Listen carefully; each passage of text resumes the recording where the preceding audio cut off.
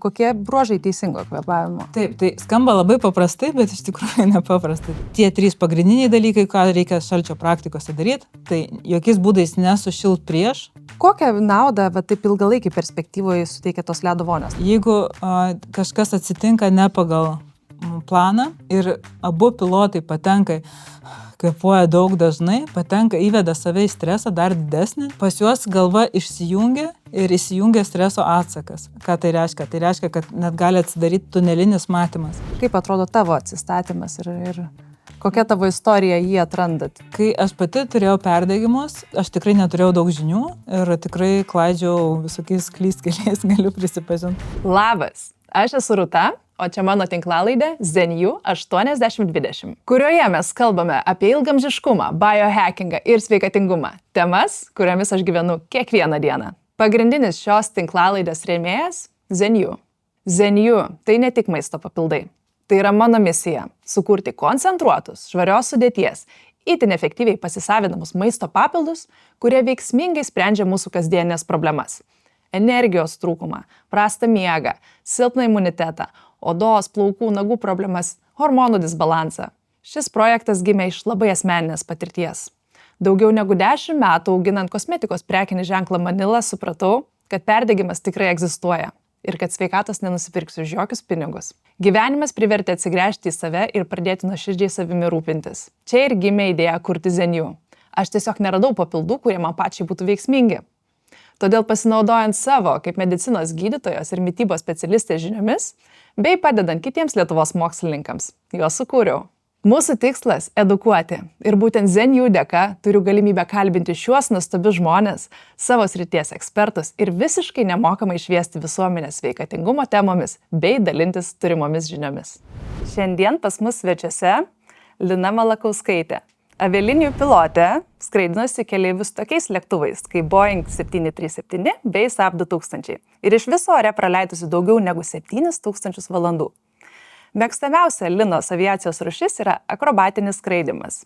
Taip pat Lina yra pabaigusi generolo Jono Žemaičio karo akademiją ir turi atsargos leitenanto laipsnį.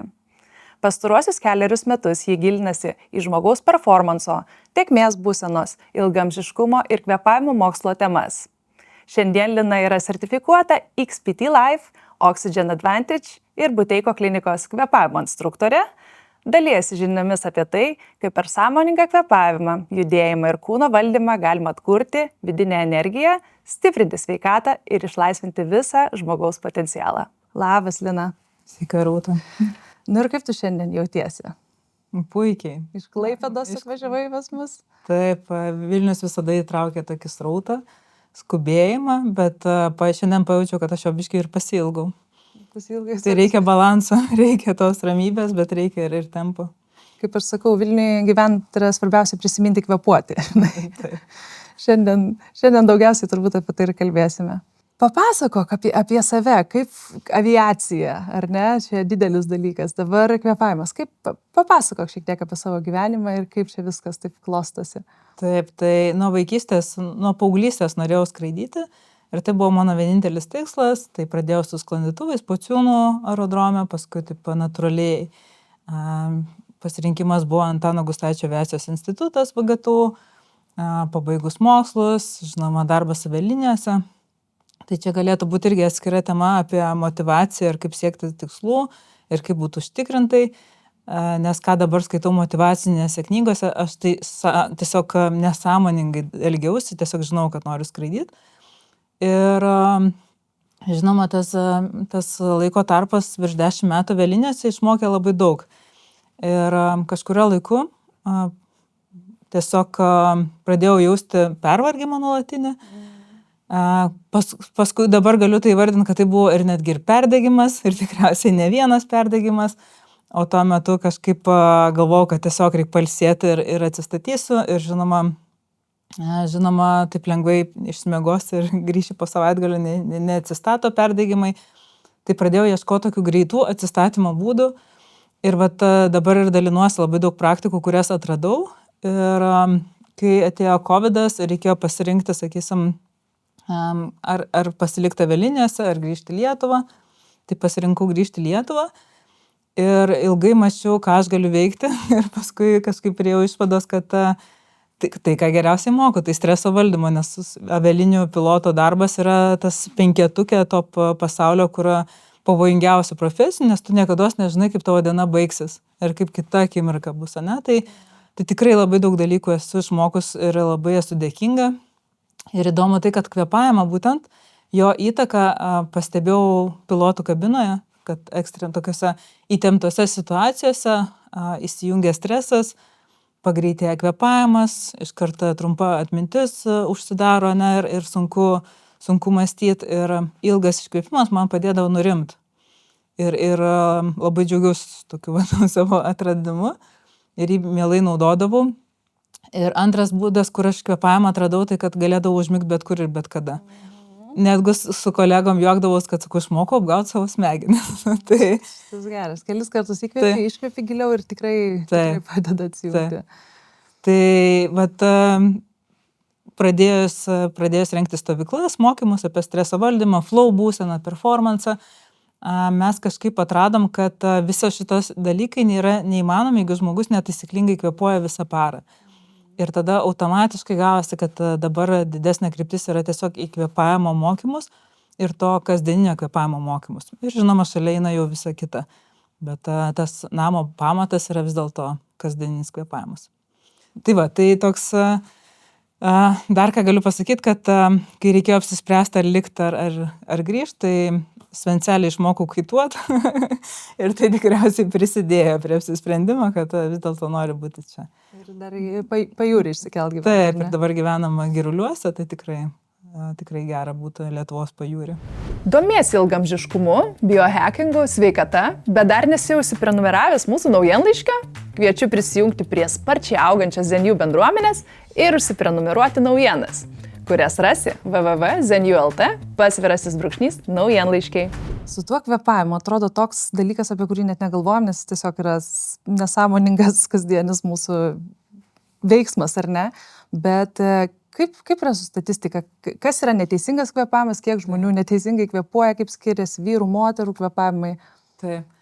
Tai čia galėčiau du tyrimus pabrėžti. Vienas atliktas 25 metais ir čia yra naujovė, bet tiesiog pabrėžti, koks unikalus yra dalykas kvėpavimas.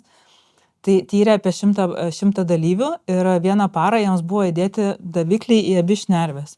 Ir tiesiog visos paros metu šitiems dalyviams buvo matuojamas oro srautas, kiekis, greitis ir visi duomenys. Ir žinoma, pasitelktas dirbtinis intelektas, nustatyti, koks šis žmogus, kiek jo kvėpavimas įtakoja kūno masės indeksas, kiek jo emocinė būsena ir panašiai, gyvenimo būdas. Ir įdomu tai, kad dalyviai susirinko po 2-3 metų ir buvo padarytas tas pats tyrimas ir dirbtinis intelektas galėjo identifikuoti labai tiksliai, ten berods 96% tą patį žmogų. Ir padarė išvadą, kad mūsų visų kvėpavimas yra toks unikalus, kaip ir mūsų piršto antspaudai ar balsas. Įdomu, tikrai. Taip, tai atrodo toks paprastas, įprastas dalykas, o iš tikrųjų tai yra labai unikalus. O apie tą, kiek netaisyklingai kvėpuoja, tai buvo kitas tyrimas darytas su 50 žmonių ir tik tai 5 iš jų neturėjo disfunkcinio kvėpavimo. Visi kiti turėjo po 1, po 2 ar 3 netgi simptomus.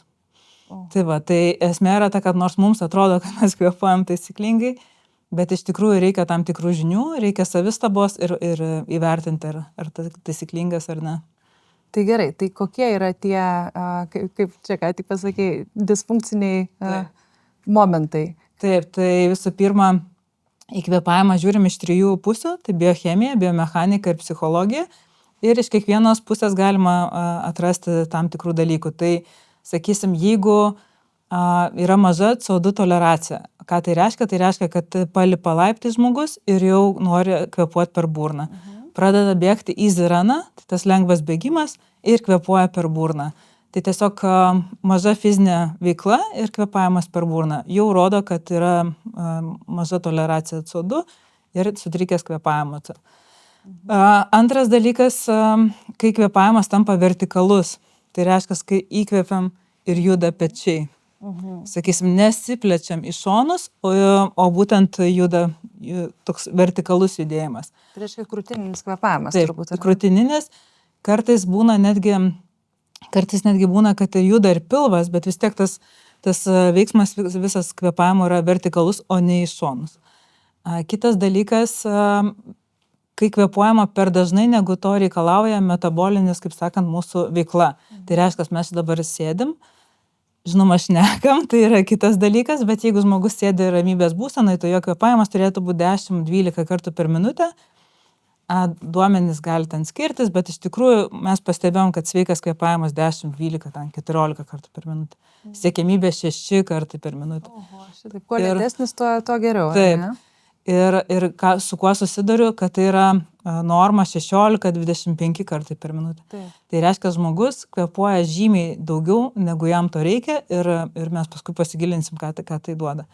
Tai va, tai dažnas kvėpavimas per burną, neįjungus, sakysim, diafragmos, vertikalus kvėpavimas, būtų tokie tikriausiai pagrindiniai, kuriuos prisimenu, kur gal vėliau pasakysiu dar kitus. Tai gerai, tai teisingas kvėpavimas, kokie bruožai teisingo kvėpavimo? Taip, tai skamba labai paprastai, bet iš tikrųjų nepaprastai. Tai turi būti tylus, švelnus, gilus ir po iškvėpimo 2 sekundės pertrauka, tokia pauzė. Tai reiškia, kad kvėpavimo neturi girdėti šalia sėdintis žmogus ir patys neturim girdėti, kai mes kvėpuojam. Kitas dalykas, jisai turi būti tiek, kiek reikalauja dabartinė veikla. Tai reiškia, jeigu einam šiek tiek greitesnis, jeigu bėgam šiek tiek daugiau, jeigu sėdam, tai turi būti lėtas. Taip pat, žinoma, pirmas dalykas, kas yra labai svarbu, tai per nosį, nes nosis yra vienintelis organas kvėpavimui. Ir aš dar mėgstu sakyti, kad kaip per nosį mes nevalgom, tai per burną mes neturim ir kvėpuoti. Tai va, tai nosis, kvėpavimas per nosį, švelniai, lėtai ir tada tik eina giliai. Net yra tokia kvėpavimo piramidė, kad apačioje yra nosis, paskui eina švelnumas ir ant pačio galo tik tai gilis. Tai gilis neturi, reiškia, tokios reikšmės, kaip kad per nosį netgi, ar ne, kvėpavimas? Taip. Nes daug kur labai pabrėžia tą diafragminį, tai yra svarbu, ar ne, bet jeigu per burną tą darai, tai iš principo neteisingai gaunasi. Taip, čia toks painus dalykas, todėl aš 5 metus ir mokinuosi, kad gilus kvėpavimas tai nebūtinai diafragminis. Pas mane ateina žmonių, kurie kvėpuoja pilvu ir visas judesys eina šičia. O diafragmos judėjimas turi būti 360 laipsnių kampu, kai diafragma leidžiasi ir plečiasi, mus prasiplečia šonkauliai ir tuo pačiu juda žemyn dubuo. Ir jeigu žmogus kvėpuoja pilvu, taip įsitikinęs, kad pilvas turi judėti, tai automatiškai dubuo nepasijungia. Diafragmos amplitudė irgi yra kitokia. Ir yra žmonių, kurie tiesiog jaučia nuolatinius nerimo priepuolius dėl būtent tokio pilvinio kvėpavimo. Ir kai su jais diskutuojam, sako, aš išmokau tai daryti jogoj ir tiesiog reikia žmogų atmokinti. Pilvas turi išsikišti, pilvo raumenys turi būti atpalaiduoti ir pilvas šiek tiek pulsuoja kvėpuojant, bet todėl, kad diafragma spaudžia mūsų vidaus organus ir vidaus organai juda žemyn ir šiek tiek į priekį. Tai pilvo judesys turi būti minkštas, lengvas ir tikrai pulsuoti. Ir kai išmoksta pilvu kvėpuoti, tai gaunasi toks intensyvus, tai gaunasi grinai hiperventiliacija. Toksai aktyvus darbas, gaunasi.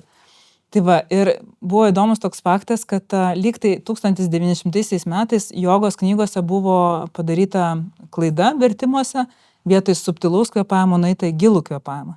Ir čia fundamentaliai jau skiriasi. Viena klaida, kuri visą joginį kvėpavimą, kas yra vienas iš jogos pagrindų. Kiek aš esu skaičius jogos knygų, visi šneka apie subtilų. Subtilus, lengvas, švelnus kvėpavimas ir tokiu kvėpavimu irgi įsijungia diafragma, bet tai nėra, kad aktyvus. Ir daug kas maišo, kad mes darom kažkokias pranajamas, kvėpavimo sesijas, tai kvėpavimo sesijos yra kaip papildai, tai nėra taisyklingas kvėpavimas. Jeigu mes padarom kažkokį, lygiai taip pat su įtūpstais nevaikštom visą dieną, jeigu mes sporto salėje juos padarom. Kaip pratimai. Taip. Gerai, o kas yra hiperventiliacija ir koks mechanizmas, kas vyksta, kai žmogus hiperventiliuoja? Taip, tai hiperventiliacija yra tada, kai kvėpuojama per dažnai, negu to reikalauja dabartinė irgi veikla. Ir jos metu yra pašalinamas didžiulis kiekis CO2 dujų. O CO2 dujos anksčiau buvo manyta, kad tai yra išmetamos dujos, klimato kaita, patalpoje daug CO2 dujų, mums yra nuo jų, kaip sakant, kenksminga. Bet tos, kurios gaminasi mūsų organizme, jos yra mums gyvybiškai naudingos, lygiai tokios pat kaip ir deguonis. Tai CO2 yra plečiančios dujos, tai reiškia, kad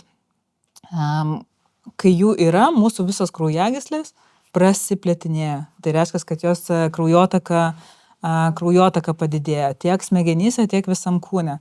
Antras dalykas yra toks boro efektas, kad CO2 dujos reguliuoja kraujo pH. Ir kai CO2 dujų yra daugiau, kraujas tampa šiek tiek rūgštesnis ir hemoglobinas, kuris neša deguonies molekulės, jisai žymiai lengviau atiduoda deguonį.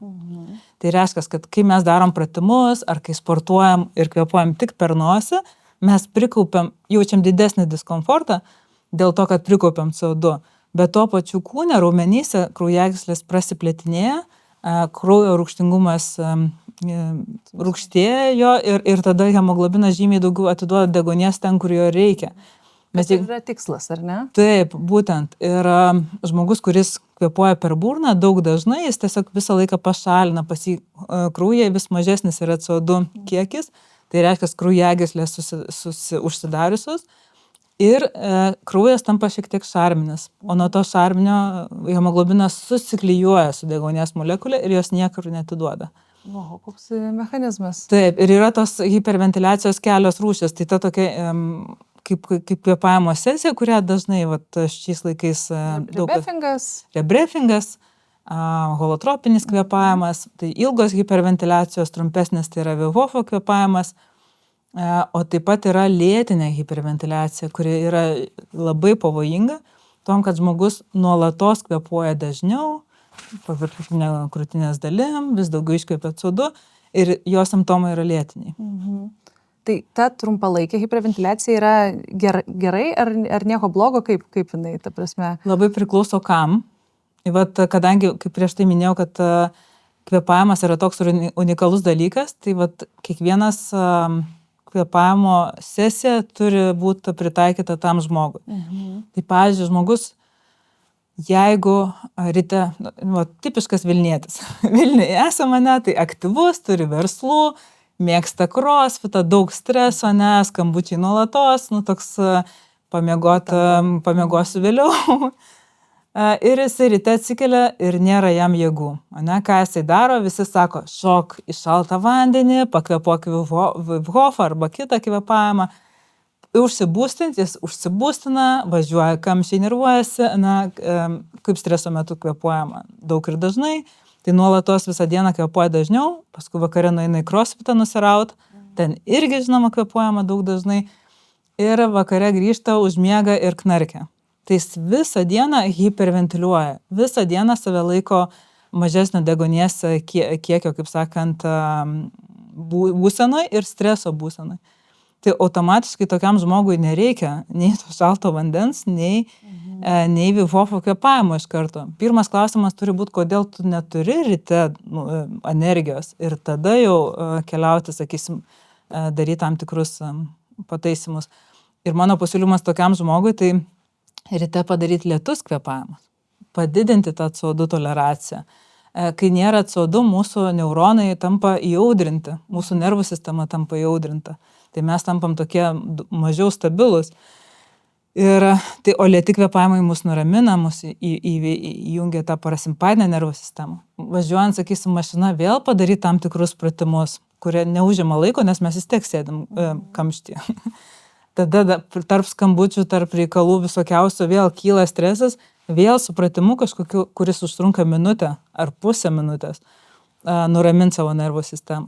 Ir žinoma, kai ateina prie aktyvaus sporto, tai irgi sportui pasiruošti ir po sporto būtiniausiai bent 5 minutės lėto kvėpavimo, kad nuramint, kad iš simpatinės nervų sistemos pereiti tą atsipalaidavimą parasimpatinę.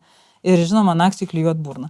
Tai vat, du skirtingi keliai, vienu resursai vis deginami ir visą laiką vat, artėjama prie perdegimo, o antru, kaip sakant, keliu tai yra tiesiog resursai saugomi ir vis grįžtama į balansą.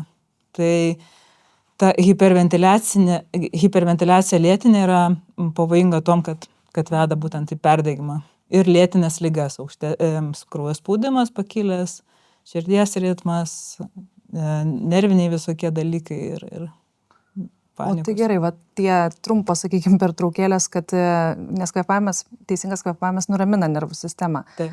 Tai koks pratimas geriausias yra, va, taip, tom 5 minutėm, pavyzdžiui, po sporto pakvėpuoti? Kaip turėtų atrodyti tas raminantis kvėpavimas?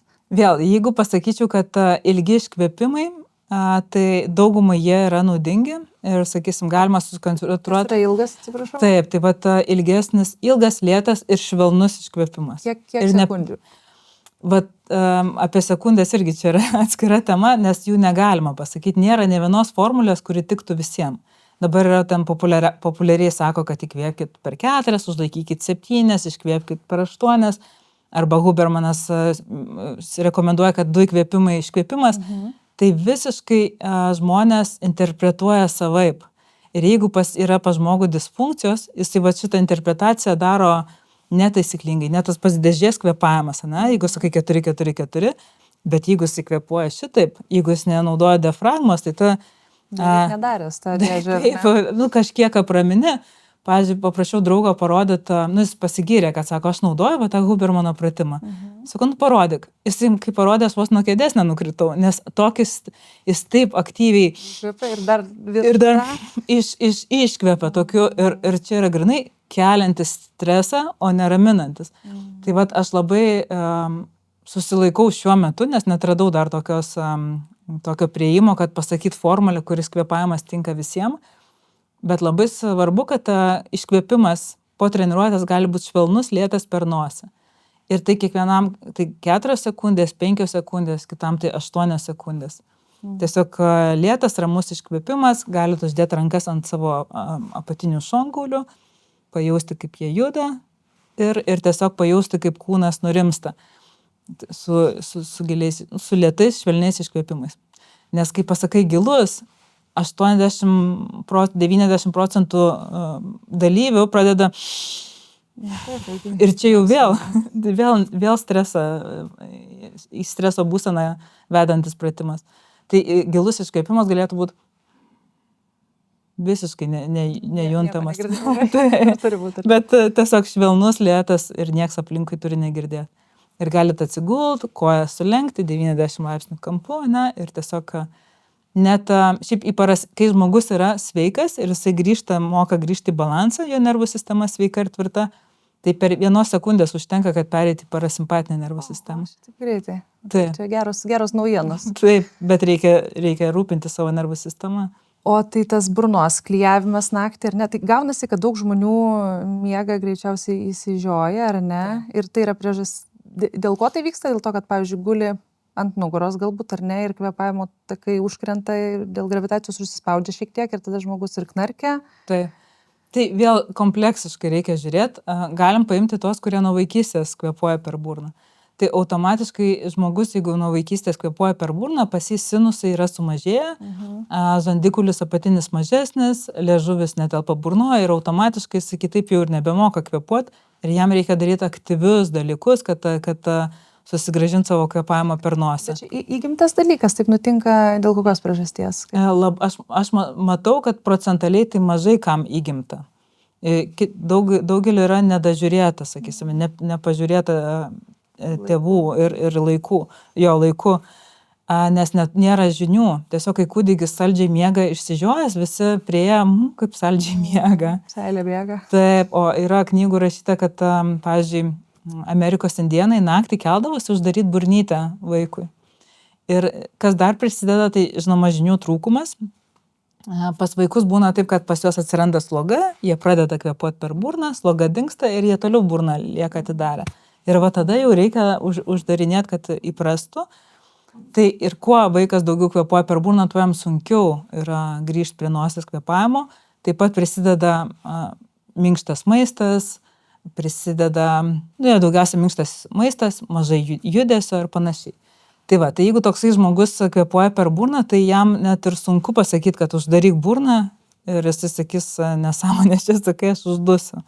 Tai va, reikia pradėti dieną, pratinti save prie didesnio CO2 kiekio tam, kad burna užsidarytų ir tada jisai galėtų jau ramiai mėgoti, kvėpuodamas per nosį.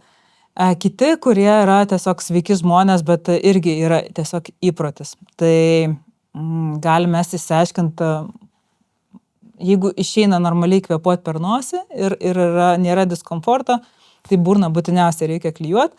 Kuom aš rekomenduoju, tai aplink burną apklijuoti yra tokios kvadratinės juostelės, nepilnai užsiklijuoti, bent jau nepradėti nuo pilno užsiklijavimo.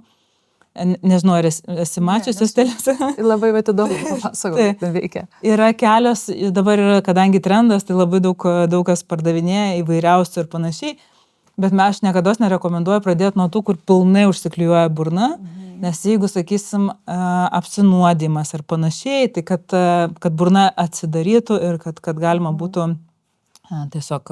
Nes yra tokia turbūt panikos momentas, kad gali kažkas nutikti, kur reikės burnos, ar ne? Taip, tai ypač pačioj pradžioje. Tai va yra tos saugios juostelės, kurios yra kvadratinės ir jos paveikia apskritą burnos raumenį. Tai galim įkvėpti, galim pašnekėti, galim atsigerti vandens, visiškai saugu, tik tai tiek, kad laiko žandikaulį uždaryta. Supratau, iš čia laiko, jo.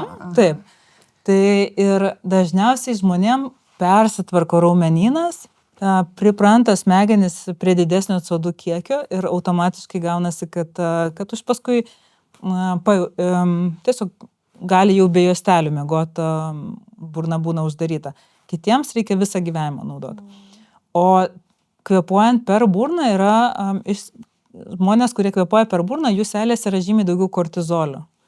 Tai vat miego ciklai būna vis paviršutiniški, yra daug mikro tų prabudimų ir miegas nėra toksai kokybiškas.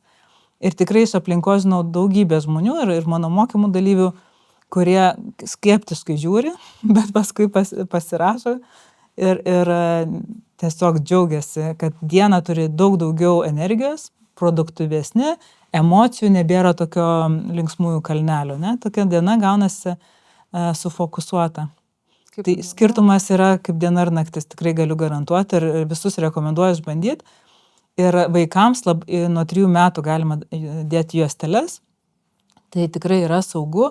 Tik nereikia vaikams, irgi turiu visokių pavyzdžių, kur naktį užklijuoja tėvelėje, ne? Taip, tai aišku vaikui, kad šokas, tai vaikus mes pratinam nuo žaidimo, nuo dienos meto, kad žaidžia Lego, užklijuojam, nori telefoną, užklijuojam darybų žaidimų metu ir tada patys tėveliai turi klijuotis, ne, parodyti pavyzdį.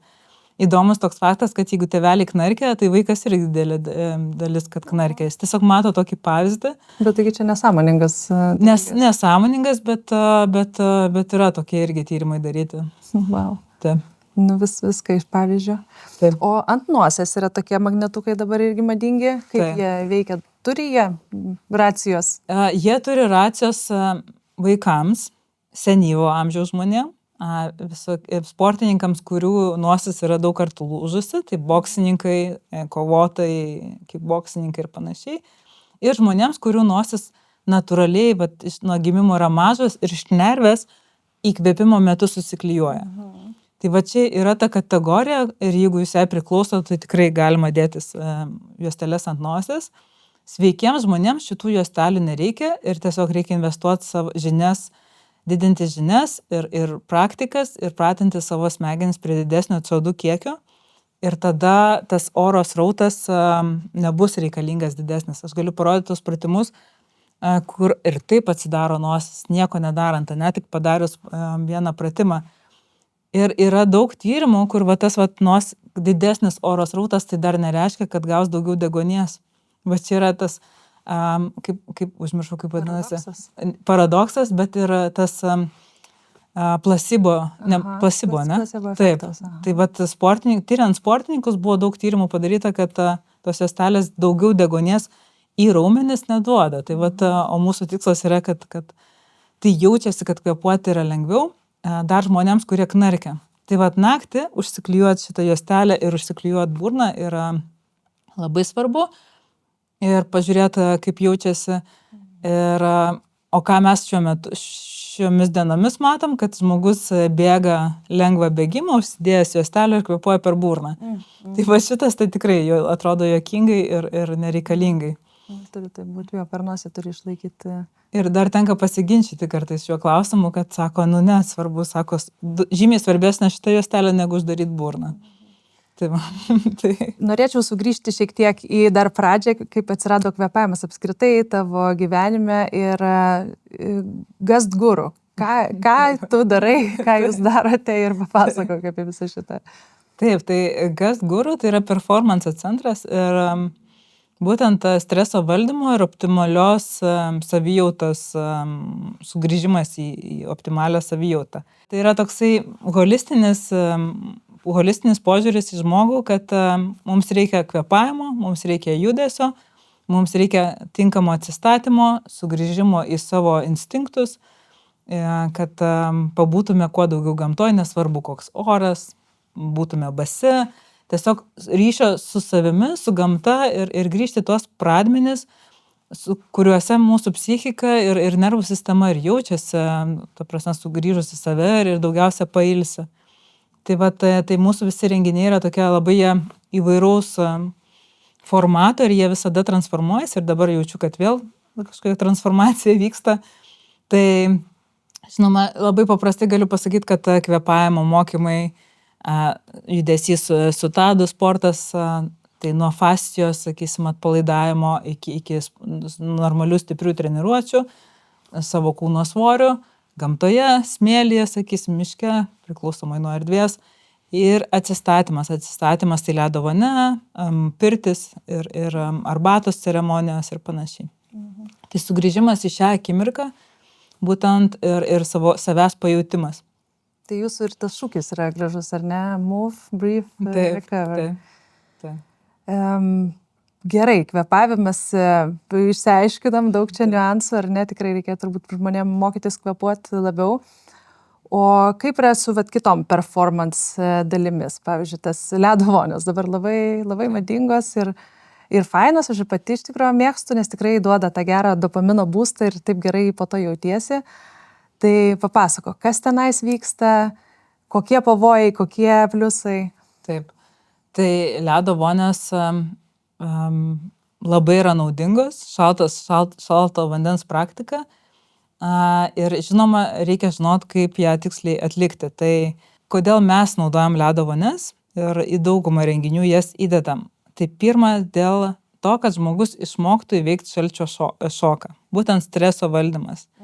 Nes tik įlipus į šaltą vandenį, 10 laipsnių ir mažiau, 15 ir mažiau, mūsų žinoma ledo voniose būna apie +4, tai žmogus ką pajaučia šalčio šoką, užgniaužia kvėpavimą, širdis pradeda plakti greitai, spaudimas kyla ir įdomus faktas tai, kad daugiausia nelaimių įkritus ekete įvyksta per pirmas 2 minutės. Tai reiškia, kad šalčio šoke nesusitvarko su kvėpavimu, netenka sąmonės ir žmogus tada paskęsta. Tai mūsų vienas iš tikslų yra supažindinti su to šalčio šoku ir kad tik švelnaus kvėpavimo būdu jisai gali iš jo išeiti. Tai kai šaltį einam, mes patiriam šalčio šokas, tas spaudimas pakyla, širdis plaka dažniau, išsiskiria adrenalinas, dopaminas, endorfinai ir po to mes pereinam į parasimpatinę nervų sistemą, tai reiškia į tą atsipalaidavimą. Po kažkiek laiko. Po kažkiek laiko, po ledo. Man atrodo, taip, būt, ar ne? Taip.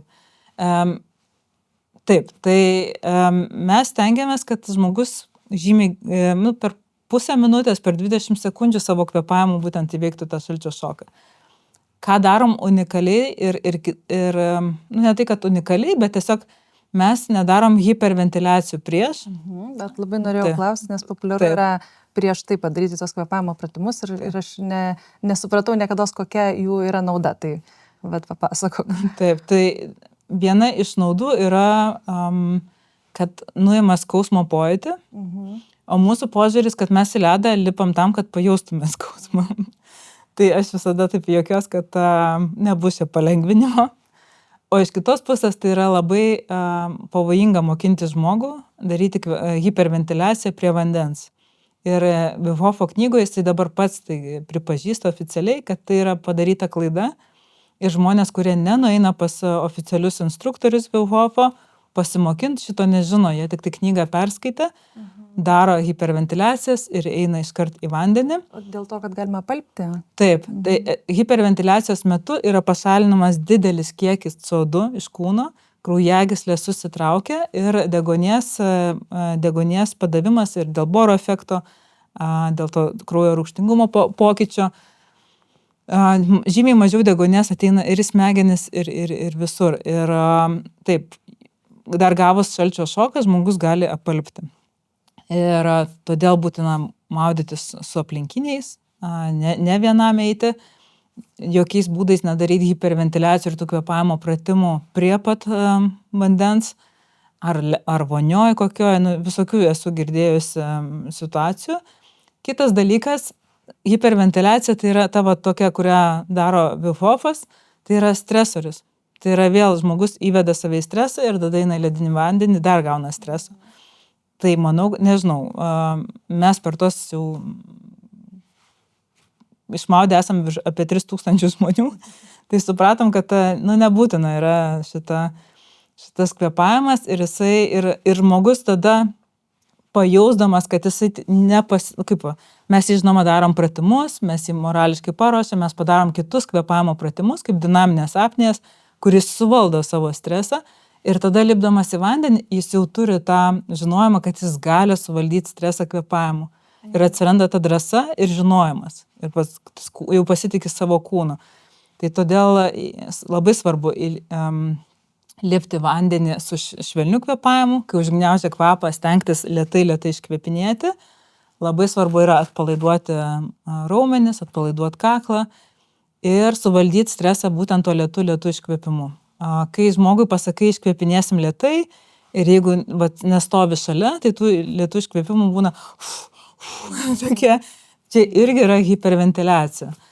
Tai tam reikalingas iš tikrųjų instruktorius, aš labai visiems rekomenduoju nueiti į profesionalius šalčio praktikos kursus, neiti su draugais, žinot savo reakciją, žinot tas žinias, tikrai rekomenduoju ir į Wim Hofo kursus nueiti, kad žinotumėt sistemą ir paskui patys žinotumėt, kaip elgtis. O tie 3 pagrindiniai dalykai, ką reikia šalčio praktikose daryti, tai jokiais būdais nesušilt prieš. Dažniausiai visi daro atsispaudimus, burpius ir tada eina į šaltą vandenį. Ką mes rekomenduojam, tai lėtai nusirenginėti, pajausti šaltą orą, kad kūnas užsidarytų, jis pasiruoštų šalčiui, tada lėtai kvėpuojant įeiti į vandenį, suvaldytą šalčio šoką švelniais iškvėpimais ir pilnai išmokti atsipalaiduoti. Jokio tikslo, jeigu šaltam vandenį, tai prabūsit, tai tiesiog dar didesnis. Taip, nuo to jums gali ir galvas skaudėti, ir spaudimas ten žymiai sukilti ir panašiai.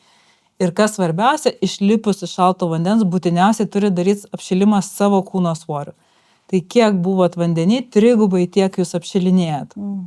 Ir tai burpiai, horstendas, Wim Hofo, greitas bėgimas, bet jokiais būdais neapsirengiam, geriam arbatą ir sėdam į šiltą mašiną. Oho, viską visą laiką darydavau visiškai priešingai, žinai.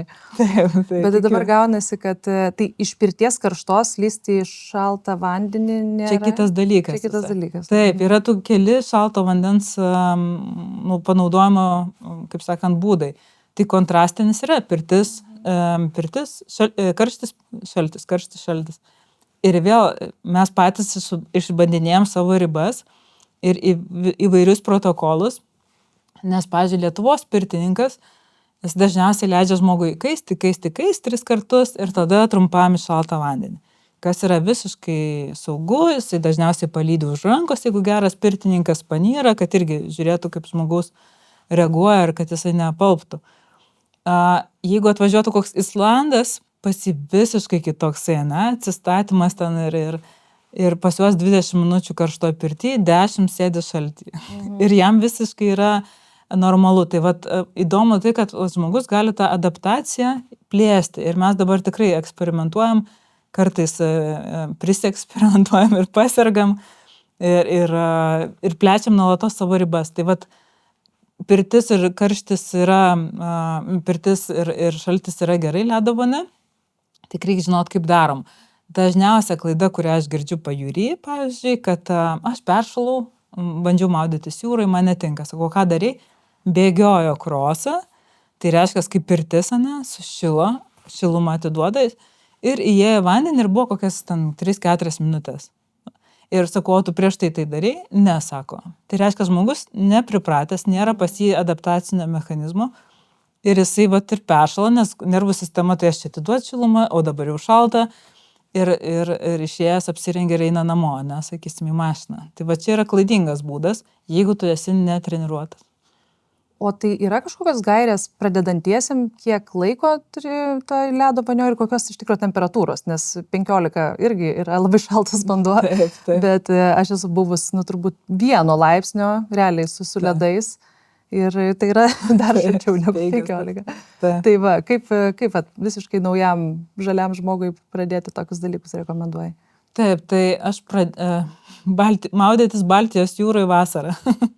Nes kiek ten pas mus 18 turbūt. Taip, man tai, aš niekados nesimaudydavau anksčiau Baltijos jūrai, nes būdavo per šalta ir galvodavau, o dabar maudomės žiemą žymiai dažniau negu vasarą, kas yra įdomus faktas. Tai tiesiog pradėti maudytis vasarą ir tiesiog tęsti ir po truputį didinti adaptaciją. Arba po šaltų dušu, ar ne? Taip, šaltas dušas man, pavyzdžiui, buvo žymiai sunkiau negu šalta jūra.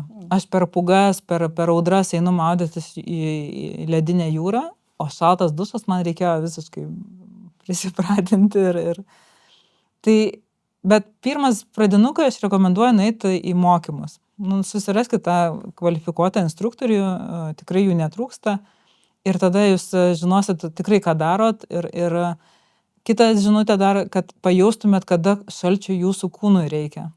Tai vėl, kad nebūtų tai automatiška, nes esu sutikus žmonių, kurie paskaito knygą ir sako, aš kiekvieną dieną einu 6 minutės. Buvau sutikus tokia moterį. Aš sakau, o kam tu tai darai? O iš veido atrodo, kad persitempus, Tai ar tikrai mums reikia visą laiką to šalčio? O gal užtenka tiesiog veidą įdėti į šaltą vandenį, +10, įdėdi veidą, įjungiam tą atsipalaidavimą, naro šitą refleksą, širdis nurimsta, mes nurimstam ir toks, ar esi bandžius? Ne, iš tikrųjų šito dar ne. Labai rekomenduoju, nes tokia yra, žinok, net priklausomybė. Turite nori atsikelti tam, kad padarytum šitą procedūrą. Geras, Tik tai, kaip žinoma, priklauso vėl žmogaus kokia oda, ar yra raudonis, ar nėra, tai ten ar ledukų reikia, ar nereikia. Bet sakau, +10 ir mažiau, vieni su ledukais, kiti be, bet palaikyti veidą ir labai lėtai iškvėpinėti, burbuliuoti pamatysit, kad visa diena vėl bus žymiai ramesnė ir procedūra malonesnė. Daug nervų galūnėlių veide yra. Taip. Įsijungia nervas klajoklis ir įsijungia energijos taupimo toksai režimas, nes galvoja, kad po vandeniu tas naro refleksas, širdis iškart pradeda plakti lėčiau. Aš netgi ofisuose, kai vedam atmokymus įmonėm, moteriams žinoma sudėtingiau, bet vyrams sakau, turi daug streso dieną, tai nueikit, tiesiog palaikykit vandenį veidą. Dar įdomus faktas, kad, žinoma, apie šaltį čia galima daug šnekėti. Gaminas toks gal apie tą šiek tiek rudą į riebalą, Labai, kad čia svarbus dalykas. Taip. Gerasis riebalas. Taip, gerasis riebalas, kurio mums reikia ir kur anksčiau galvodavo, kad mes išaugam, kūdikiai juos turi, nes kūdikiai nedreba, šilumos neturi kaip pasigaminti, jie turi rudojo riebalo, kurie šildo ir gamina daugiau energijos. Bet Norvegija atrado su medkirčiais, kad žiemą pas juos prisigamina irgi to rudojo riebalo, vasarą dingsta. Tai padarė išvadas, kad 18, mažiau negu kai 18 temperatūra, rudasis riebalas gaminasi. Ir dabar pasižiūrime mūsų kasdienybę, mes visą laiką šilumoj. Taip. Mašina šilta, namai, ofisas, visur šilta. Ir pas mus tas iš tikrųjų termoreguliacinė sistema yra išsibalansavus.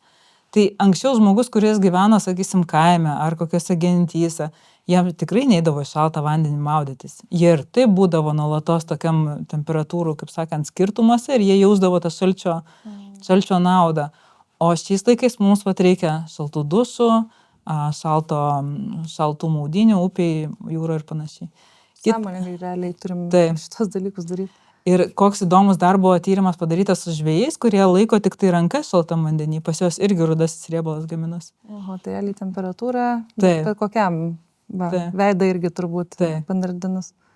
Tai vat reikia tiesiog persvarstyti, sustoti, tiesiog duoti savo kokį savaitgalį, išvažiuoti į spa, duoti savaitgalį pamastyti, nu tai kokie mano, sakysim, įpročiai gali būti kitokie. Tikrai reikia daugiau. Aš, pavyzdžiui, kai gyvenau Rygoj, vienu metu pastebėjau, kad visą laiką lėkiu. Aš, kaip matau tos sezonus, bet nejaučiu tų sezonų. Aš matau, vos ne važiuoju į darbą, darbę žinau į lėktuvą, ten klimatas keičiasi, vėl grįžti, vėl namai ir vėl kažkokias sots gyvenimas, bet mažai to pajautimo. Tai aš tada nusipirkau longboardą ir į parduotuvę važiuodavau su longboardu.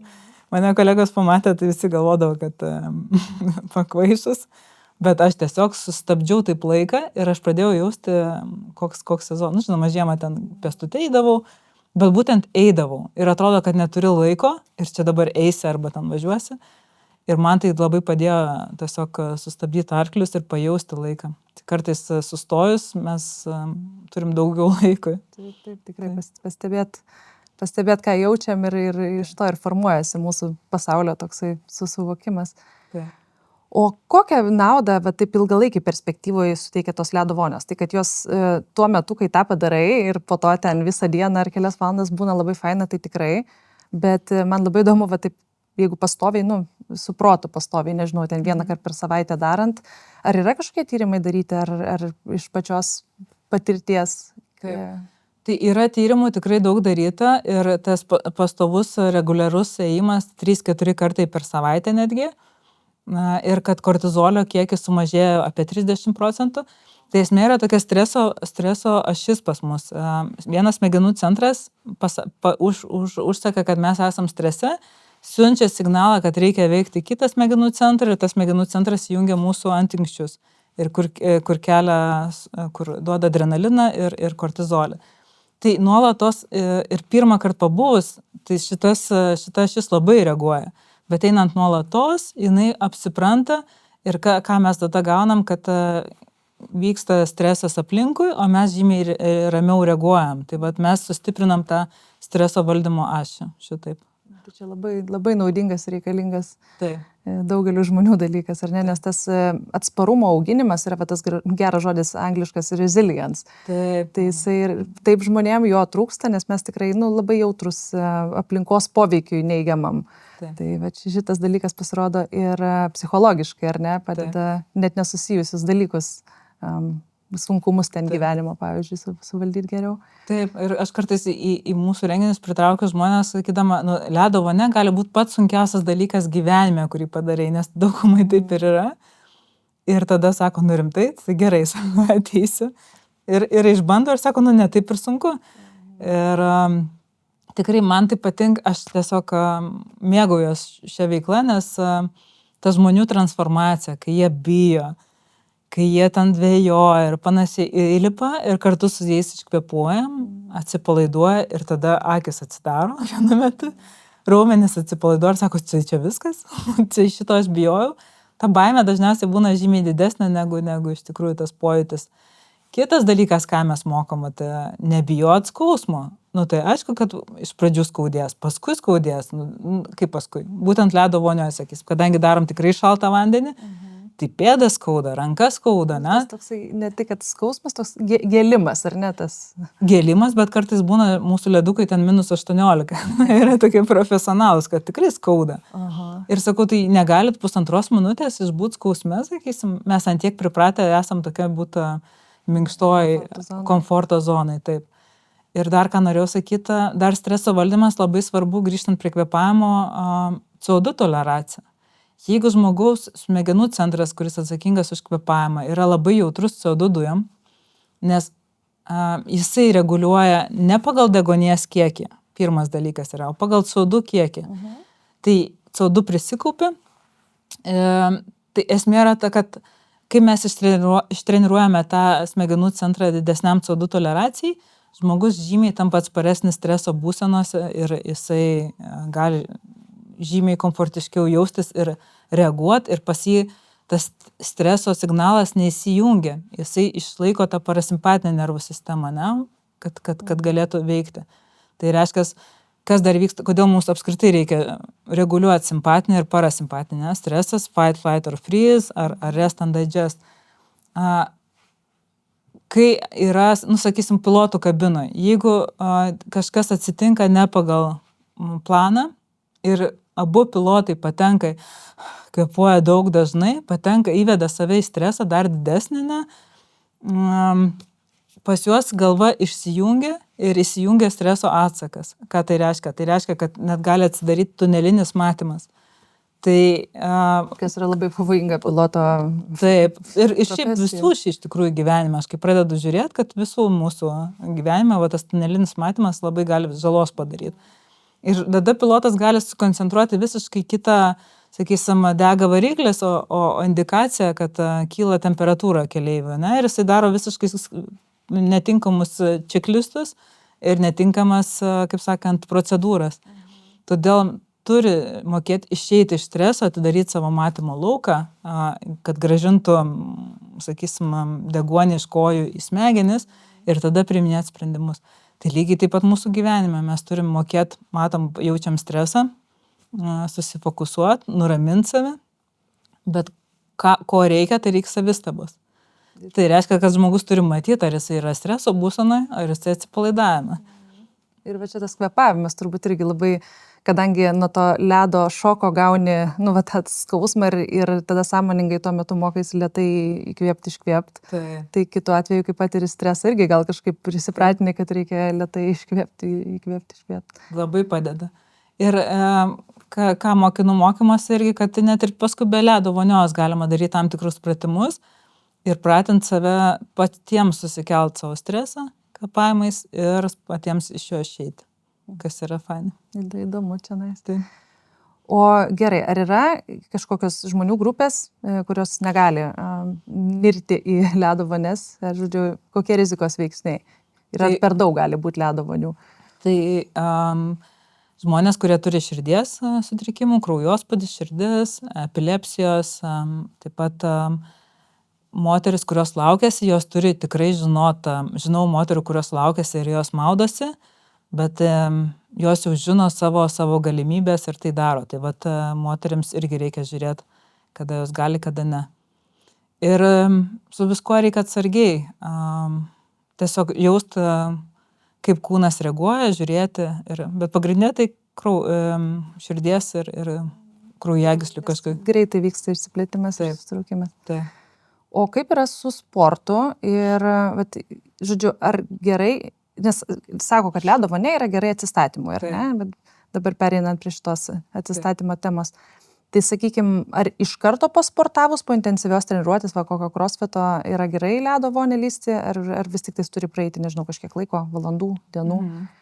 Tai įdomus buvo irgi tyrimas darytas su ledo voniom ir sportininkais, kad šalčio praktika yra žymiai naudingesnė mažai sportuojantiems žmonėms negu sportininkam. Esi girdėjęs šitą? Ne, kaip čia yra? Toks visiškai, nes vienas dalykas, kad po sporto atsidaro toks langas, kai imunitetas būna pasilipęs.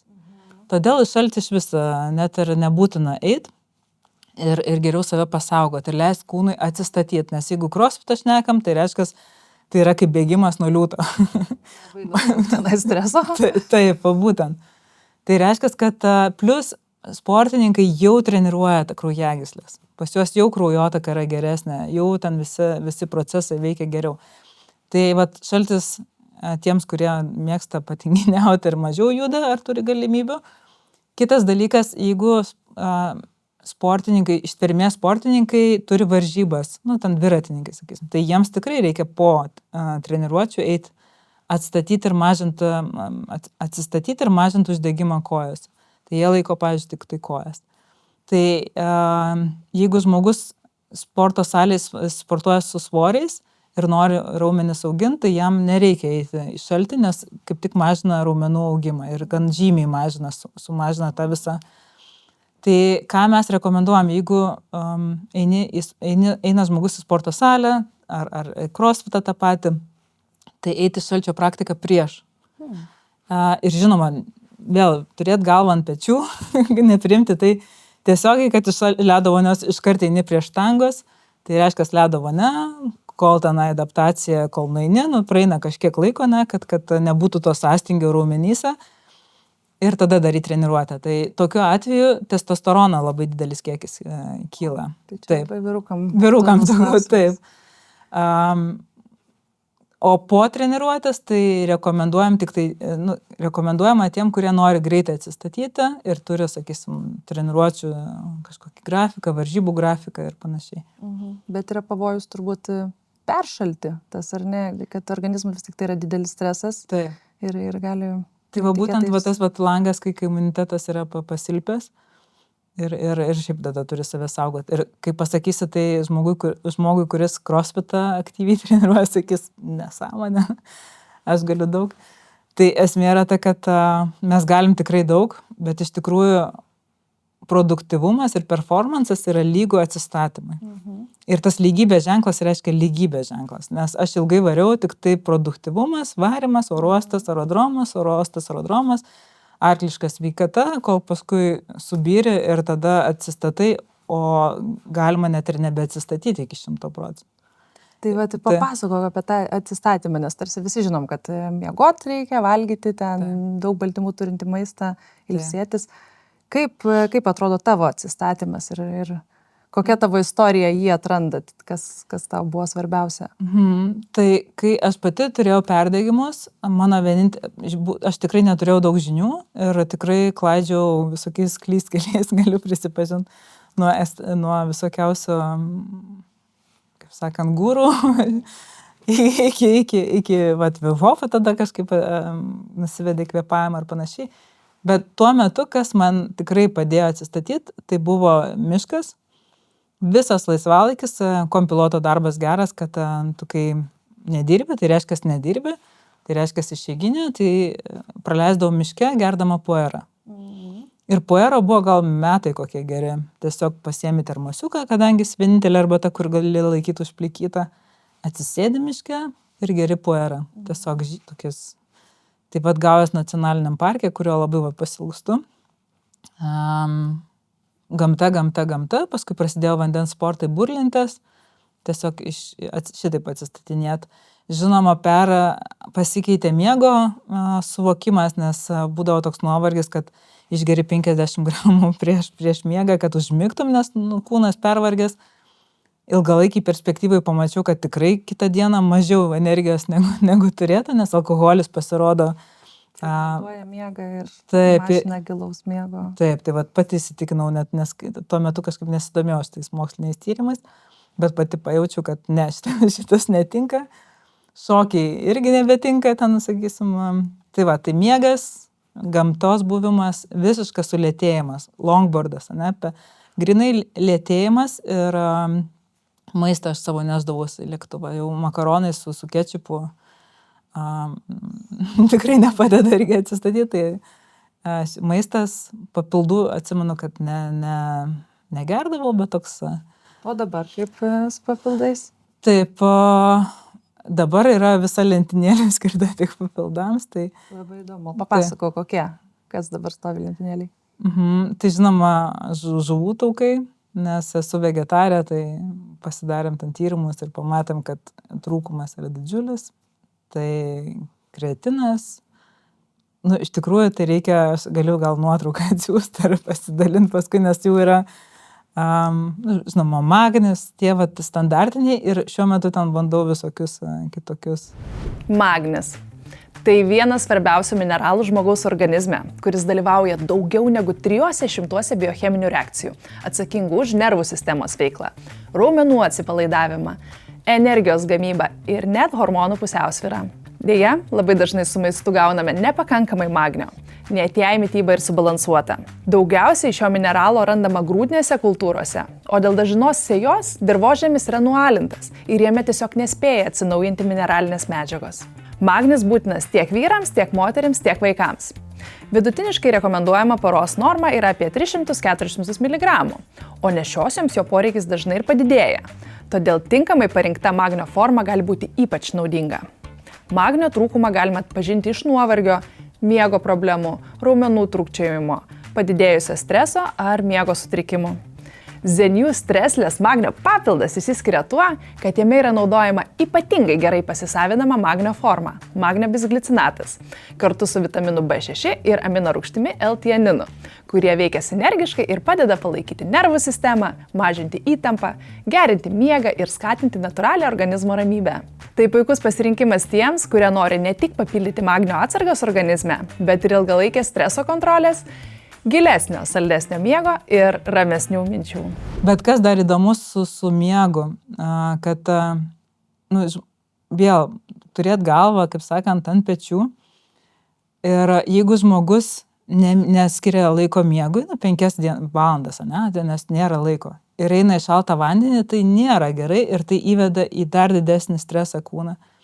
Tai jeigu mes praktikuojam šaltį tam, kad būtume produktyvūs, mes turime pirmą susitvarkyti maistą, miegą, judesį ir tada eina papildomi dalykai, o ne tai, kad imti resurso iš šito dalyko. Taip, aš irgi visą laiką sakau, nors pati, kaip sakant, esu maisto papildų didžiausia fanė ir ambasadorė, be tų pagrindinių kertinių akmenų, miegas, mityba, sportas, tai nieko nebus, jokie papildai, jokia piliulė nepadės. Aš galiu dar grįžti prie tų rebriefingų ir holotropinių kvėpavimų, kur pačioj pradžiai, nes aš dažnai juos vadinu kaip papildais ar kaip kitą dar turiu tokį apibūdinimą, kad nusipirkom senamiestį namą, nežiūrim jo, kaip jisai, kokios būklės ir iš karto architektui skambinam, kad mes norim baseino ant stogo. Infinity pool. Ką? Infinity pool. Toks jo, kad iš karto bus jo didelis dar su jo suslaidais, jeigu kam ten ir visai. Tai esmė yra ta, kad mums pirmą reikia pasižiūrėti, ar tas namas atlaikys tą baseiną, pamatus sutvirtinti, jeigu jau norim. Viskas yra įmanoma, tai viską galim pastatyti. Tai vat rebriefingas ir holotropiniai kvėpavimai yra labai stiprios technikos, kurios atsirado tik šiais laikais. Kaip, pavyzdžiui, pranajamos jogų, tai gimė 5000 metų prieš, jos yra šiaip visos beveik saugios ir tikrai galima jas atlikti. Bet šitie ilgi kvėpavimai, pavyzdžiui, holotropinis gimė čekų mokslininkui, kuris, kaip sakant, tyrinėjo žmogaus psichiką. Ir jis tai darė su LSD. Ir pastebėjo, kad per LSD žmogus kvėpuoja, per tą sesiją, žmogus kvėpuoja labai aktyviai. Ir kai jam uždraudė naudoti LSD, apie 70 metus, jisai tada sako, tai ką, dingo LSD, liko kvėpavimas. O, toksai. Taip, ir jisai 3 valandas, kaip sakant, vesdavo žmogų į aktyvų kvėpavimą per burną ir tada pasiekdavo tas pačias būsenas. Ir esmė yra o kas tai yra labai stipri hiperventiliacija, didelis CO2 kiekio netekimas. CO2 reiškia, nežinau, ar esi atlikus kokias tokias aktyves kvėpavimo sesijas, pirmas tenai iš ženklų žmonėms pradeda traukti galūnės. Taip, labai keistas jausmas, toksai būna. Taip. Šalta, karšta. Ir šiais laikais instruktorius stovi šalia kvėpavimo, kuris apsimokė savaitgalį ir jau vadinasi kvėpavimo instruktorius, sako, iš tavęs išeina įtampa. O iš tikrųjų neuronai pasidaro jaudrinti ir tenai signalai pradeda strikti ir pradeda tiesiog traukti galūnės, kas yra šiaip jau baugu, man bent jau. Kitas dalykas, smegenyse netenkama tiek daug deguonies, kad nors kraujyje yra, bet jis nenueina į ląsteles ir prasideda hipoksija. Ir yra daryti tyrimai su gyvūnais, kad kai 50% sumažėja deguonis smegenyse, prasideda, smegenys galvoja, kad kūnas miršta. Ir tada išskiria dopaminą, kad prikeltų, nes kūnas nori gyventi.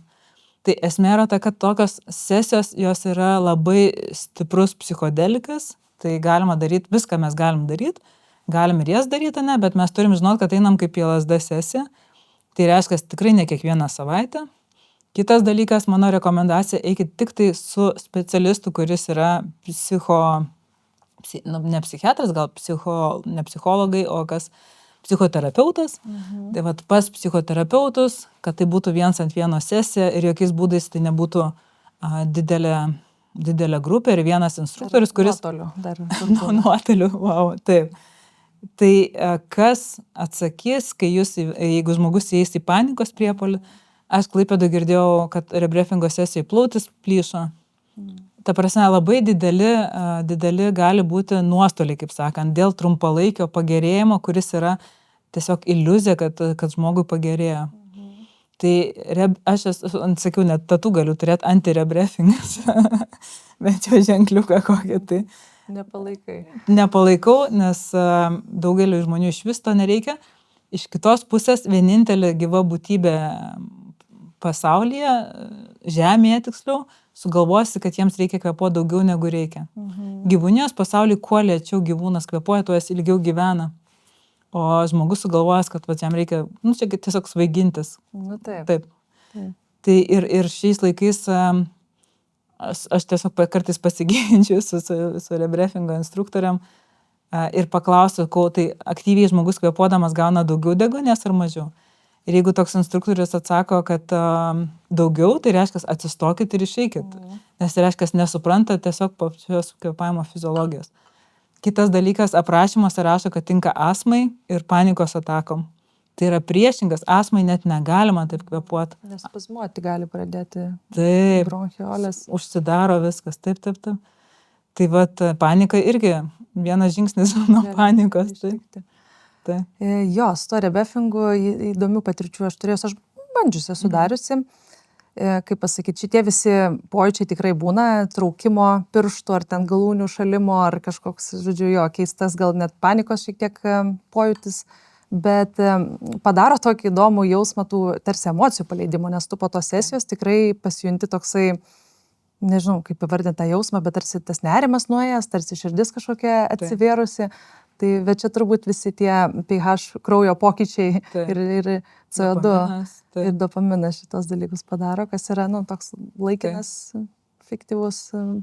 Ir jeigu tai žmogus daro su psichoterapeutu, tai psichoterapeutai prie žmogaus psichikos prieina labai švelniai. Kiek jisai gali pakeltų emocijų. Ir po truputį, tenai metais kelia. O tokia sesija gali iškelti labai daug ir aš esu labai daug girdėjęs irgi atsiliepimų, sako, ir ką, sako. Ką toliau daryti? Jo, sako, tai visi eikit namo, ne? O aš, sako, su tom emocijom, ką man daryti. Tai tikrai yra tokia. Verkti žmonės ten pradeda, viską būna. Aš irgi turėjau visą laiką jutimą, kad atsargiai reikia labai su šitais. Su savim švelniai reikia. Aš kažkaip priejau prie šito. Tai nereiškia, kad ledo vonių nedaryti ir panašiai, bet tas švelnus toksai priėjimas, net ir daryti ir sunkius dalykus. O dar papasakok labai įdomu apie flow būseną, nes toks mistinis tarsi dalykas, tarsi visi žinom, kas tai yra, tikrai kartais į ją papuolam ar ne, bet kaip tai paaiškinti, nežinau, kaip tai paaiškinti. Tai flow yra, anksčiau būdavo mistifikuojama labai, kad tai gali pajusti tik tai vienuoliai, kurie medituoja ilgus metus ir paskui jie pajudinta tokį nušvitimą. Ir tas nušvitimas tyrinėjamas mokslininkų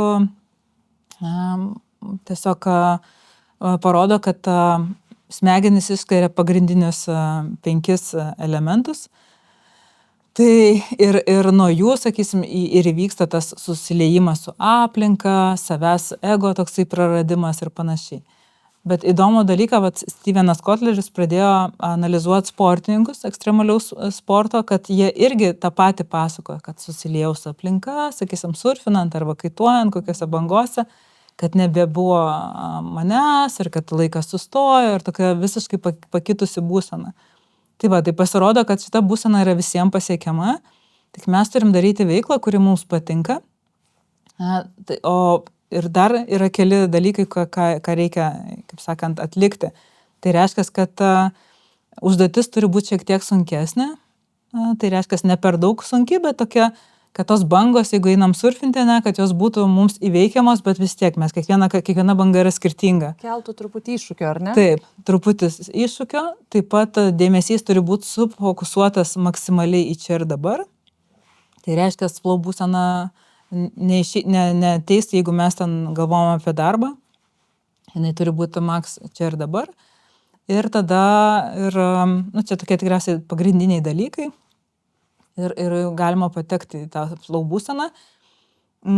Kas yra svarbu, kad yra ciklas. Tai Po to ciklo reikia būtiniausiai, iš pradžių yra struggle phase, tai struggle tai yra iššūkio, kur sunku, paskui patenkama į išsilaisvinimą ir patenkama į flow būseną, kur tiesiog gerai jautiesi.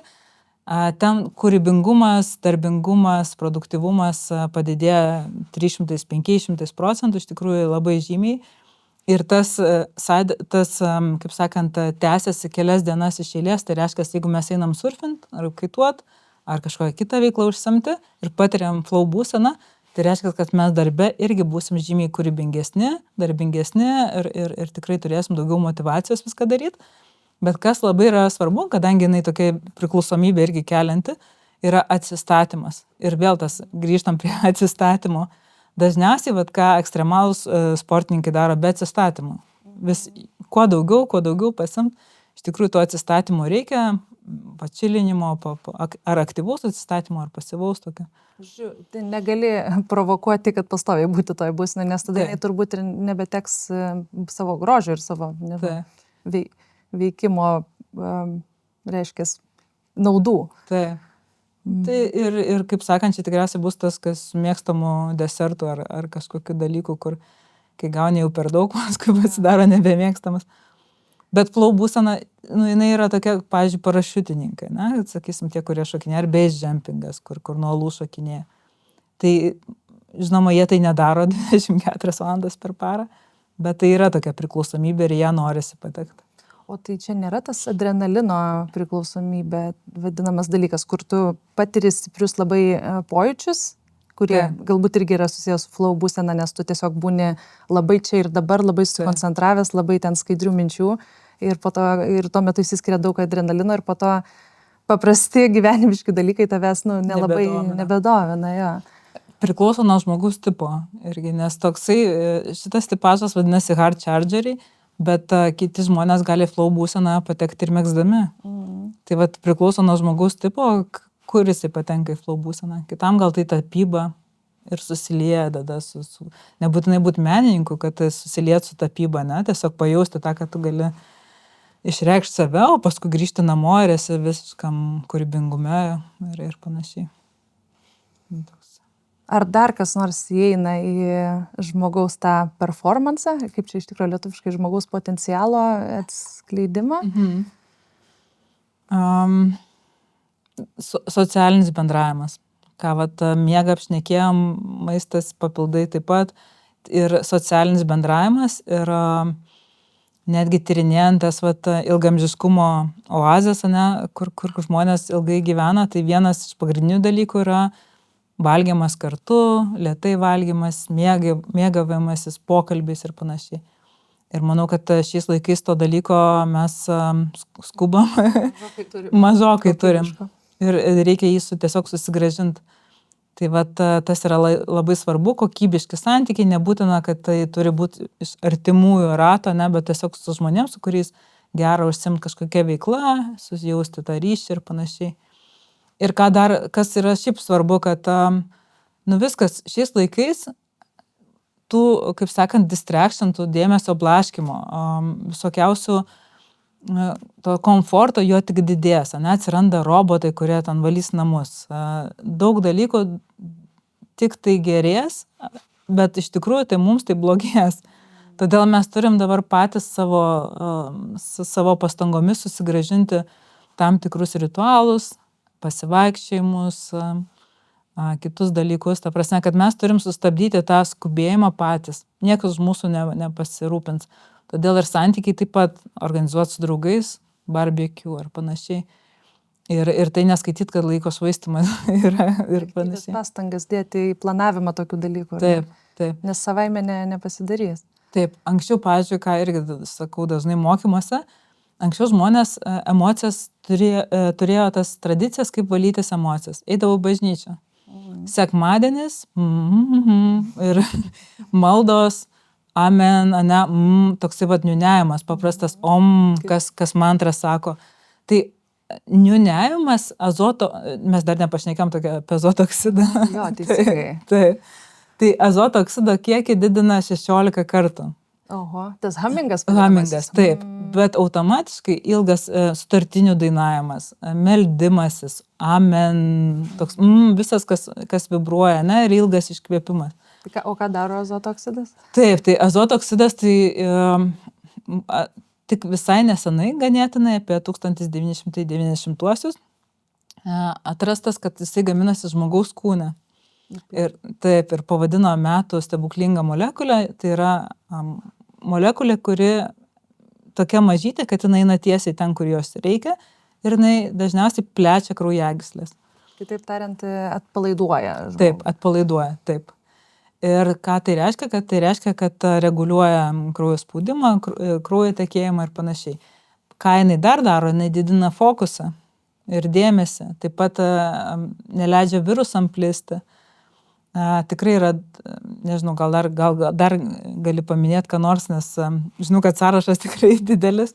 Ištvermę didina sportininkų, dėl to labai vertinamas yra, bet tuo pačiu ir turi labai pavojingą pusę, nes perdozavus gali būti kolapsas, šokas. Taip. Bet jau perdozuot jau turi būti profesionalas, tikriausiai, kuris naudoja tos papildus, šiaip tiesiog žmogui tikriausiai. Papildus tai negalima, jis skaitosi dabar kaip vaistas spaudimui mažinti. Taip. Tai žmonės, mokslininkai, kurie atrado šitą molekulę, gavo Nobelio premiją, pavadino tą metų stebuklingą molekulę ir, žinoma, pradėjo naudoti vaistams širdžiai, bet nežinau, žinai, kad pastebėjo side efektą ir side efektas gimė kaip Viagra. Aha, taip. Vaistai. Tai net yra toksai šiaip įdomus pastebėjimas, kad kai skyrė Nobelio premijas, žiūrėjo, kas yra komisija, ir komisijai buvo vien vyrai, kuriems virš 60. O, atsitiktinumas. Gal atsitiktinumas tiesiog. Bet ką noriu pasakyti, kad šitą azoto oksidą naudoja ir vaistams, purškalams į nosį, ne, kad plečiančios, miegui, depresijai, paskui yra tiesiog kaip papildai. Kultūristai naudoja, kad skatintų aktyvumą, raumens augimą.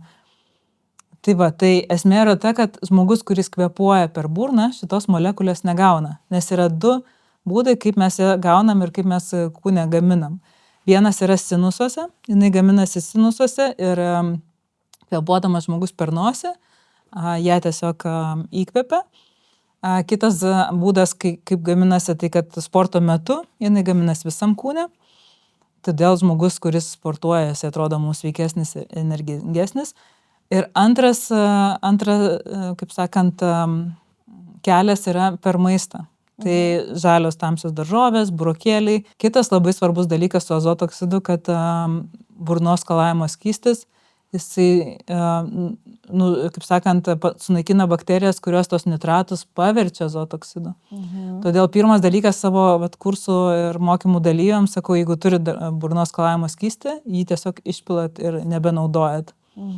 Nes tai labai svarbu ir kaip netiesiogiai susiję ir su kvėpavimu man, nes mes stengiamės atsikovoti, stengiamės pratintis prie nosies, stengiamės daryti tos humingus irgi, užlaikymus trumpus ir panašiai. Tas pats niūniavimas, humingą, jį galit naudoti mašinoje. Stovit kamštyje, tai tavrasi, kvėpavimo pratimų pasiekmė yra ta, kad jūs galite taip integruoti savo kasdienybę, kad jūs net nepastebėsit, kad tai laiko atima ar panašiai. Tai bus tiesiog nauja rutina. Tai va, azoto oksidas yra labai mums svarbus. Ir, pavyzdžiui, vaikai, kurie kvėpuoja per burną, pas juos apie 40% didesnė tikimybė ADHD. Nes nefokusuoja dėmesio, tai negauna azoto oksido, negauna pakankamai deguonies smegenims, kad vystytųsi. Ten yra daug dalykų, kurie labai kenkia vaikams, kurie kvėpuoja per burną. Susikaupimai, nes ir meditacijų mokymas iš principo būna pirminė rekomendacija visą laiką yra atkreipti dėmesį į savo kvėpavimą ir jį sekti. Tai labai susijęs su koncentracija ir dėmesio sutrikimais. Įsivaizduok 2 mėnesių kelionę į geresnę savijautą, be chaoso su aiškia kasdieninė sistema. ZenU top produktų wellness sistema sujungia 4 kertinius žingsnius. Visų pirma, tai MCT pudra su prebiotikais. Švari energija kūnui ir smegenims, daugiau fokuso, sotumas be cukraus šuolių ir draugiškas pojūtis žarnynui. Streslės magnio bisglicinatas su L-tianinu ir vitaminu B6, ramesnės mintis, stabili emocinė pusiausvyra ir gilesnis miegas. Zenju Mega Omega 3 itin koncentruota omegų dozė smegenims, širdžiai ir uždegiminiam fonui organizme mažinti. Ir galiausiai gryni jūrinio kolageno peptidai odos stangrumui, plaukams, nagams, sąnariams, raumenims. Pradėk jau šiandien ir po 60 dienų pamatysi akivaizdų skirtumą, o su nuolaidos kodu ZENJU 8020 dar ir papildomą nuolaidą gausi. Tiesiog dienos bėgė rekomenduoju visiems atkreipti įvairiuose veiklose, atkreipkit kaip kvėpuojat. Ir pavyzdžiui, pavyzdys iš mano pasivaikščiojimo prie jūros, saulėlydis, tai aš oficialiai ilsiuosi, ne, žiūriu saulėlydį, einu lėtai ir pastebėjau, kad mano kvėpavimas greitas. Nes labai daug projektų, labai daug dalykų galvoju ir aš tokia labai daug mąstantis žmogus. Ir tada suprantu, kad nors oficialiai aš ilsiuosi ir oficialiai, kad čia užskaitau kaip atsistatymą, iš tikrųjų mano kūnas tai yra strese. Tai labai linkiu pastebėti irgi, jeigu, sakysim, einat lėtai pasivaikščiot, ar jūsų kvėpavimas dirba, ar jis yra lėtas. Ir jeigu yra greitas, tiesiog sulėtinti. Ir stengtis krūvį didint, kaip sakant, sulėtinti ėjimą, kol galėsit kvėpuoti per nosį. Tai čia į tą temą šiek tiek, kad stebėt savo kvėpavimą ir žiūrėt, kokioje būsenoje esat. Turiu pavyzdį tokį, irgi turėjau nerimo ir astmos kursą, kuris yra labai lėtas, nes žmonės pas juos kvėpavimas ten yra labai toks neištvermingas ir CO2 toleracija yra labai maža, bet kartu dalyvavo ir burnos chirurgas. Ir žmogus, jaunas žmogus, labai atletiškas, dar netgi ir freedivina. Aš dar net nustebau, galvoju, kodėl jam to kurso reikia. Paskui jis man paaiškino. Ir kursų metu jam visi pratimai, žinoma, buvo lengvi. Nes tas ištvermė pas jį ten buvo 5 kart didesnė negu pas visus. Bet sako, vieną vakarą, sako, aš darau kartu su jumis pratimus ir man labai sunku. Ir sako, aš ten kankinuosi, jau tas 20 sekundžių vos užlaikau kvėpavimus. Sako, ryte atsikeliu 39 temperatūrą. Tai kvėpavimas eina prieki mūsų.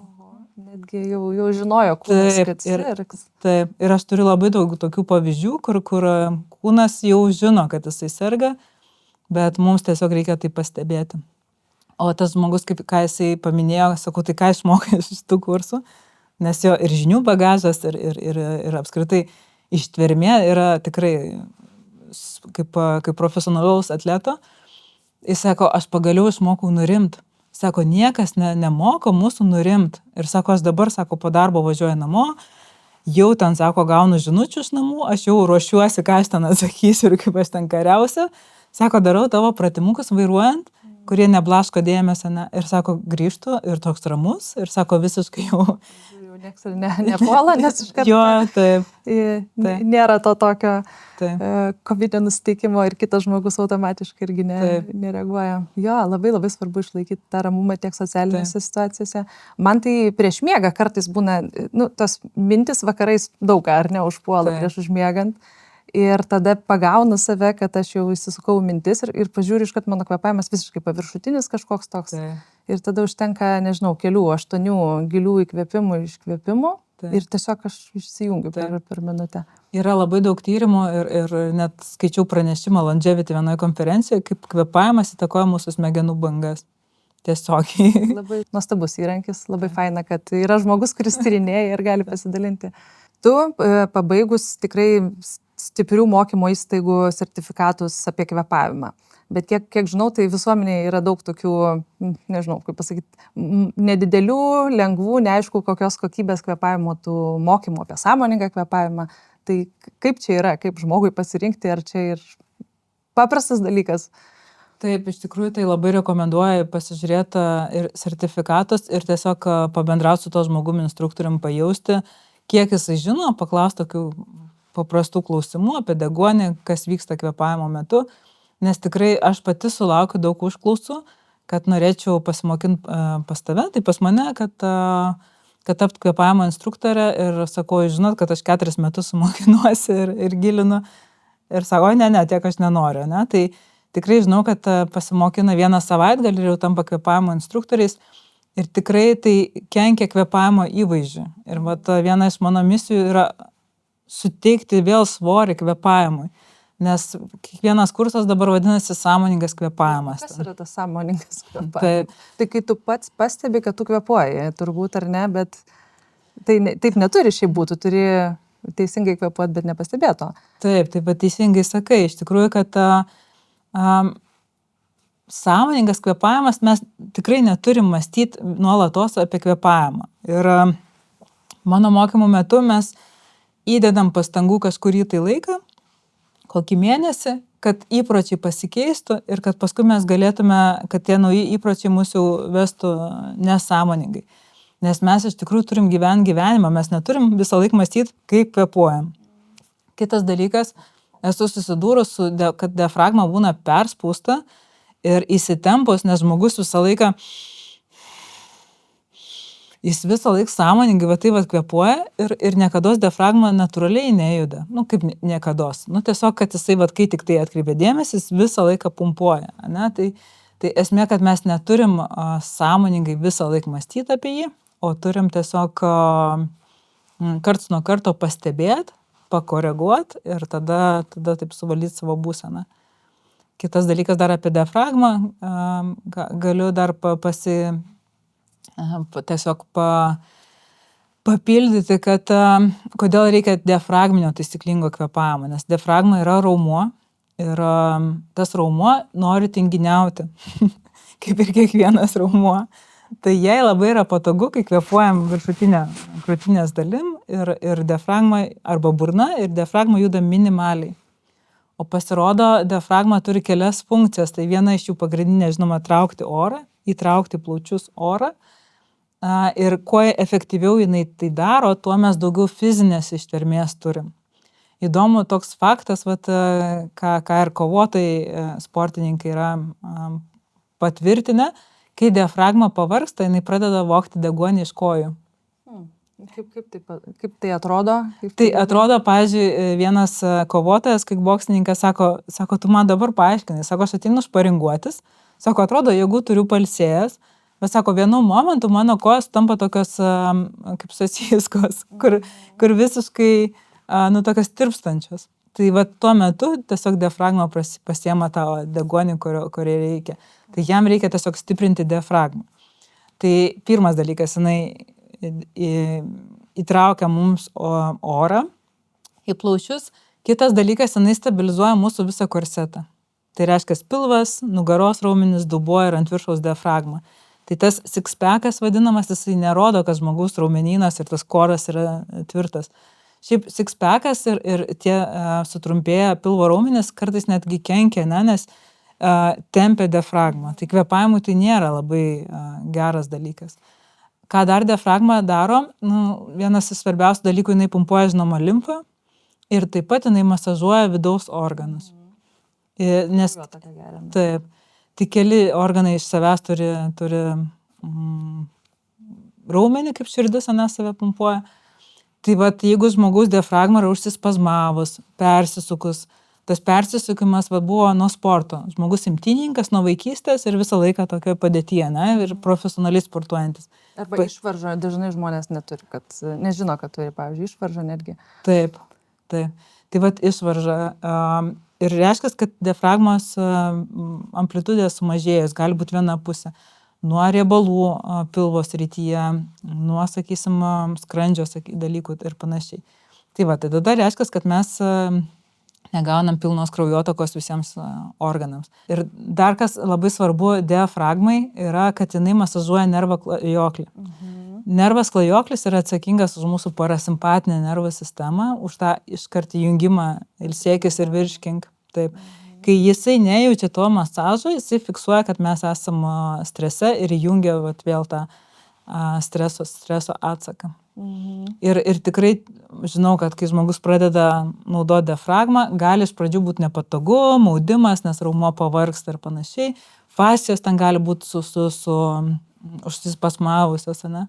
Tai kai diafragma atsijudina, jinai tada žmogus jaučiasi visiškai laisvesnis. Ir geriausia žinia yra tai, kad tai nereikia daug laiko įdėti. Iš tikrųjų, po porą minučių, kaip prieš tai minėjau, dienos bėgė mes vis atlaisvinam, vis stiprinam. Tiesiog pakvėpuoti, Taip. pilviškai. Pilviškai, bet ne pilviškai, o būtent, kad šonkauliai judėtų į šonus. Pilvo raumenys turi būti atsipalaidavę. Turėjau sportininką, profesionalų krepšininką su nerimo priepuoliais ir diafragma buvo visiškai užsispazmavus. Tai reikėjo dirbti, kad ne pilvų kažkaip kvėpuotų, ne krūtinės viršum, bet būtent, kad šonkaulių mobilumas atsirastų, kad kiti raumenys. Taip pat diafragma susijusi su kitais ilguoju pilvo raumeniu ir visais kitais. Pavadinimų tiksliai nepasakysiu, bet esmė ta, kad visas raumenynas yra susijęs. Ir jeigu, pavyzdžiui, dubuo yra pertemptas, nemobilus, irgi atsiliepia kvėpavimui. Žandikaulio padėtis, liežuvio padėtis irgi atsiliepia kvėpavimui. Tai toksai be ribų, kaip sakant. Taip, bet šitas, kad viskas susiję, man kažkaip ir patinka, kad kūnas yra toks holistinis. Taip. Į pabaigą mūsų tinklalaidė ir noriu tavęs paklausti, kokios yra tavo mėgstamiausios, didžiausia įtaka tau padariusios knygos gyvenime? Aš apie jas ilgai galvojau, kad tikriausiai Eckhart Tolle ir visos tokios, kurios daugiau apie meditaciją. Tai Ramybės gyvenime, ar ne? Taip, ir iš tikrųjų aš turiu tokią trauką daugiau budizmų šiek tiek. Tai visos mirties knygą esu perskaičius ir atsimenu, kad skaičiau, nežinau, ar esi skaičius, yra ir filmų tokių dokumentinių, būtent, tai atsimenu, kai skaičiau mirties knygą, tai ir tokiai buvau sunkioj, tokiai būsenai, tiesiog emociškai. Ir galvoju, kodėl tu neišsirenki kokios komedijos skaityt, kad tiesiog, kad jo prasiblaškyt. Ir iš tikrųjų man po tos knygos atėjo toks palengvėjimas, toks susitaikymas, nebeskubėjimas. Tai netgi atrodo, kad ir sunki knyga, bet iš tikrųjų jinai man davė tokios labai stabilios ramybės. Tai šita literatūra. Žinoma, kiek matau ir tavo bibliotekoje irgi visos skaitytos, tai iš kiekvienos pasiemu daug ir Sinclairo knygos ir kitos. O iš podcastų ką klausai? Taip, tai šiuo metu aš esu tokioje būsenoje, kur man jau per daug informacijos. Aš 5 metus nuolatos visą į save maksimaliai tiesiog ėmiau informaciją ir supratau, kad jau nebegaliu, tiesiog nebepriimu informacijos naujos, tai podcastų paklausau karts nuo karto Joe Roganą.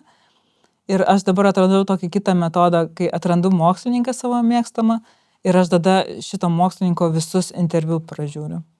Ir tada gaunas, kad aš pagilinu žinias, nes, pavyzdžiui, apie azoto oksidą. Ir vien tik tai apie tai, ir tada gaunas toksai, kad tikrai pagilini žinias, o ką podcastas duoda, tai jis duoda visko po truputį ir toks irgi geras formatas, bet šiuo metu aš suprantu, kad jau mano galva jau per daug jau vis tos informacijos, taip.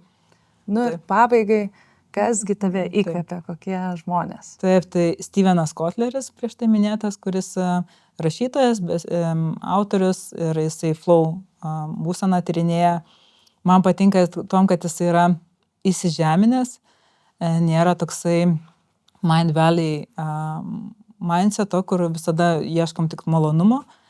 Jisai sako, aš kad nepakilčiau per daug, sako, jis turi šunų prieglaudą ir sako, kai aš einu tos šudukus valyti, sako, aš labai gerai įsižeminu.